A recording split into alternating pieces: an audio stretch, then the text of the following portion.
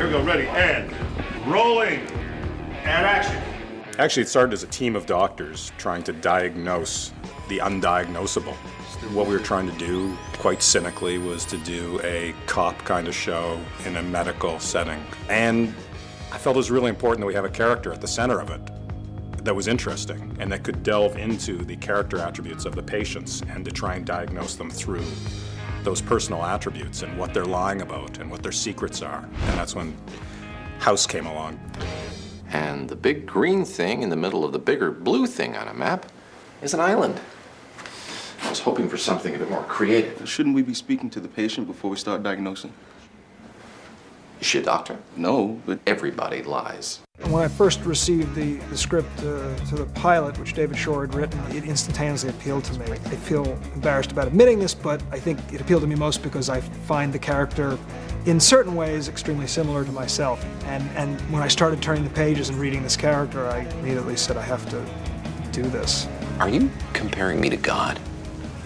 I mean, that's great, but just so you know, I've never made a tree.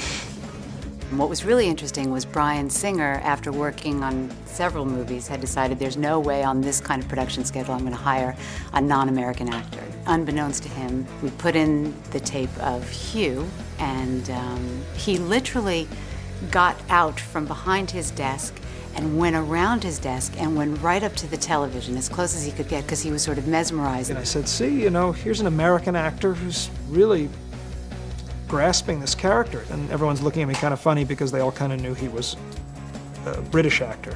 And then when we brought him in, he read opposite Omar in a scene where I'd already decided to cast him, and he read cold, flawlessly, with character and humor, and his accent gone. Straight American, and I was thinking, This is Dr. House. So yeah, we sort of knew right away. I have no idea whether that story is even vaguely true. I'm still convinced that they went to 45 other people who turned them down flat and said, I'm not going to do it for that money. Or whatever, I don't know. But it sounds good. It's very flattering to think that something I did on screen caught his attention like that. I can't imagine what it was, to be honest. There isn't a treatment for hepatitis E. Either he'll get better on his own or he'll continue to deteriorate. Yeah, I went to medical school too. I can only say that when I read, I thought, oh, hello, there's something good going on here. I still think it was a typing error. I think they just put the wrong name on the label. Who knows? Who knows how it happened? Ready, and let's roll. Action. it was a little rough in the pilot, him finding the character and the cadence and the humor. One thing I try to point out is, his character's a chronic pain sufferer. He's a pill popper. So Hugh said, well, I guess if I pop too much Vicodin or whatever, I'm going to be a bit stoned when I'm working, a bit high. And I'm like, well, no, actually you're in pain most of the time. So when you take a painkiller, it actually makes your job a lot easier. It helps you focus. You may see me reach for this. This is Vicodin. It's mine. You can't have any. And no, I do not have a pain management problem. I have a pain problem. But who knows? Maybe I'm wrong. Maybe I'm too stoned to tell. Bryan felt, I think right from the start, very comfortable with this world because of various conditions that he's suffered in his life. He's had to deal with painkillers. He's knowledgeable about them. He actually gave me a Vicodin, my first and only Vicodin, which I have to say is a very enjoyable product. Kids don't use it at home. But if you are in pain, it does the job. And if you're not in pain, it also does the job. That did become the shorthand.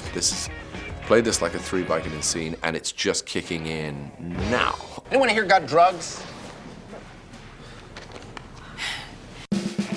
I'm extremely proud of the show. I have a tape of the pilot and I show it to my friends and my family. It's not always, in this medium, especially, network television, where you can find something that fulfills a whole other side of your artistic interests, and this does that. I'm extremely excited about it, and I love these characters, all of them.